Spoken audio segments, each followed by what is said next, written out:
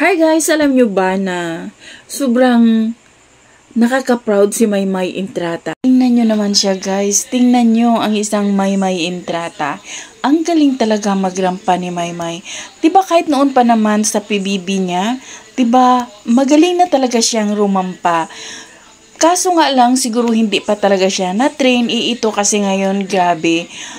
Ang galing-galing na ni Maymay magrampa. Alam niyo yung ang tangkad niya, ang payat, long leg, 'di ba?